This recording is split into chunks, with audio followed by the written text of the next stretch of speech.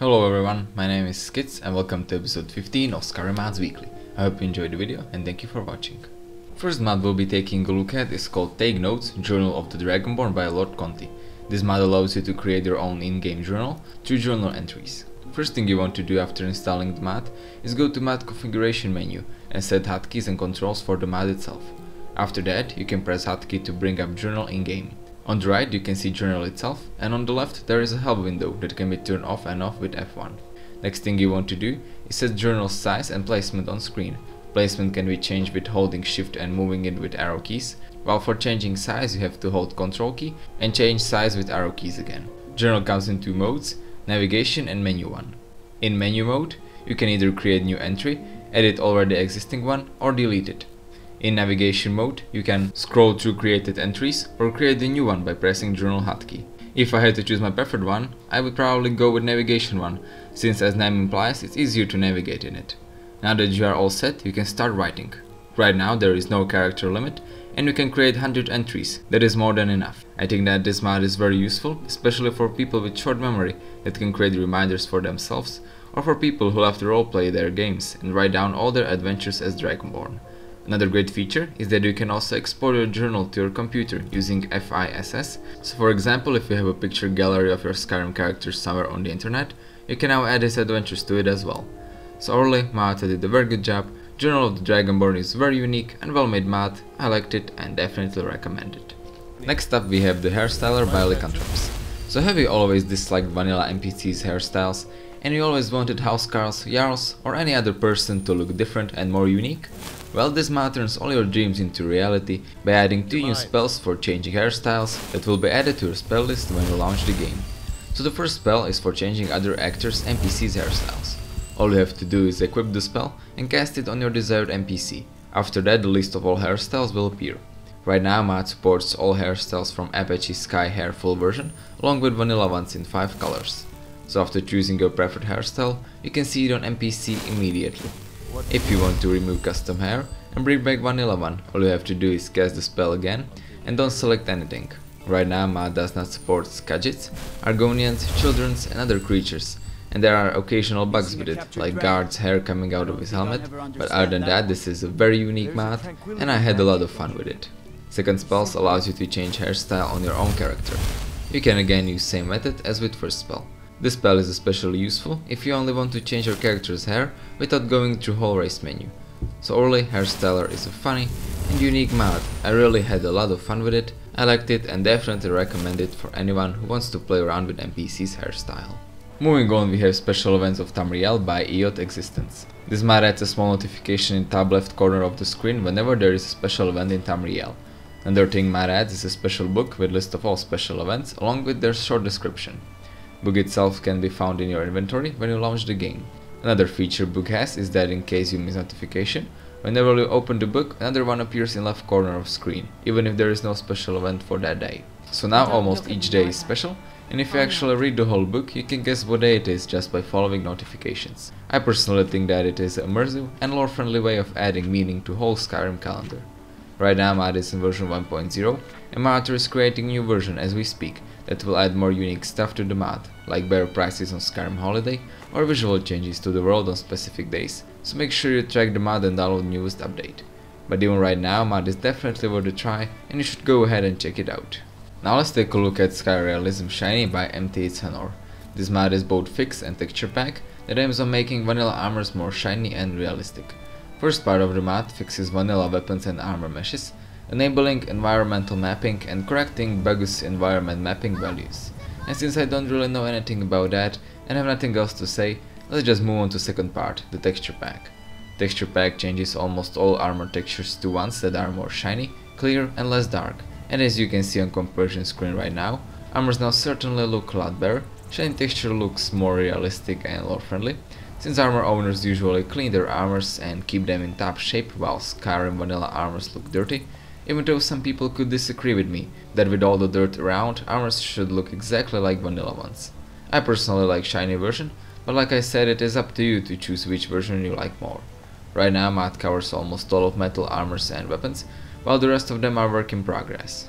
My only small problem was that each armor has to be downloaded separately, which is kinda annoying and I would prefer a single package.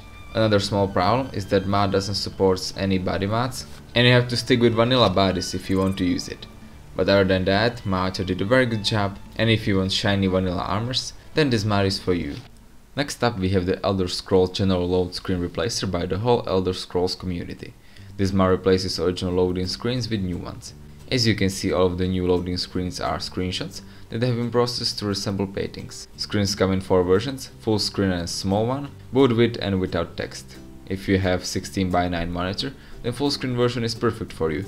If any other, you may experience letterbox effect, and you should probably go with small version that makes loading screens movable and rotatable with mouse just like vanilla ones. Most of the screenshots are all friendly, except for few like Battletoad or Flying Mammoth one. The thing I liked about these loading screens is that when I used text version, text and screenshot were always same, so if text was about solitude, so was picture, even though I'm not sure if I was just lucky or if this is implemented in vanilla game already. So if you want some new and fresh loading screens and you like the ones you saw, then this mod is for you.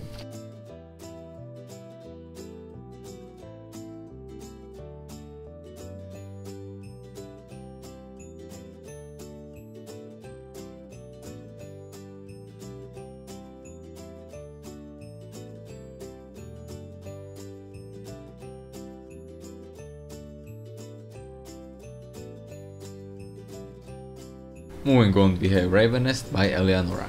This mod adds a new player home into the game. You can gain access to it by picking up key in Winterhold Tavern cellar, and then you can find it near Earthstone on Solstheim. If you don't feel like traveling to Solstheim yet, and you still want access to the house, you can find teleporter in North Skyrim that will teleport you in it, and of course a teleporter for going back to Skyrim. Now the house itself looks amazing, it fits in Solstheim perfectly, overall look of house is lore friendly as well, and I really liked it. Inside of the house you can find tons of decorated storage, all work and blacksmith stations, bed for your followers, harvestable crop, bookshelves, displays for armors and weapons, and tons of custom clutter and static decorations. Mod was also cleaned by it as 5 edit. What I mainly love about this house is its atmosphere that fits in with Solstheim atmosphere, and the fact that it is located there, since there aren't many house mods for Dragonborn, and I have to say that this one is my favorite. So overall, Elianora did once again an amazing job. Raven's Nest is a unique, good looking and atmospheric house. I liked it and I'm looking forward to Elianora's next work. Only armor mod I have for you this week is called Golden Sorceress Armor by davjes. You can gain access to it by crafting it at any forge. As you can see, it comes with custom textures and maul. Texture job is very good, it is very detailed, there are a lot of unique patterns on both gloves and boots, and I also like vines rolled around the chest part. Armor is also highly customizable. You can choose if you want to wear earrings, gems or circlets, or you can just wear full set. Armor's overall design was kind of MMO-ish and reminded me of some Japanese MMO armors I used to use back then when I played MMOs. Armor is of course female only, requires CBBE body. It is skimpy and not all friendly, but I still liked it. Armor also comes with 2 new custom weapons, sword and staff, that can be found in chest between Viking Skewer and Angela Aromatics in Solitude, along with whole armor set. As you can see, they come with custom textures, look beautiful and complete whole set. In combat, sword was very powerful and staff kinda weak, so they are pretty balanced if you dual wield them. So overall, my author did a very good job. Both armor and weapons are beautiful and well made, I like them and you should go ahead and check them out. And the last mod we'll be taking a look at is called Ghosu Horker Weapon Pack by Ghosu. So have you always been bothered by the fact that Horkers and their task is useless and unusable in game? Well, this mod fixes it up for you by adding 40 new Horker items. You can gain access to them by crafting them at any forge under miscellaneous category. Most of new added items are weapons, but you can also find the new shield, arrows and bolts. Weapons cover all categories. There are two-handed greatswords, one-handed maces, bows, crossbows and a lot more. Even though it looks like they use custom stuff, all items are actually created out of vanilla resources. They still look very good though, they are unique and very lore friendly. This mod is one of most lore friendly mods I saw on Access. Weapons fit perfectly in game, as if they were there whole time. Only problem with using vanilla resources is that textures look really low res, and I would recommend some HD packs, along with HD Horker Tasker texture, if you want your weapons to look good. In combat they were balanced, which made them even more lore friendly, and perfect for people who hate non-lore friendly mods. So if you're looking for unique, well-made and immersive weapons, then this mod is for you. So yeah guys, I guess that's it for episode 15 of our Skyrim Mods Weekly. I hope you enjoyed the video, leave a like if you did, tell me what you think about it in the comments, leave a like on my Facebook page, subscribe for more Fallout and Skyrim content, and I will see you next time.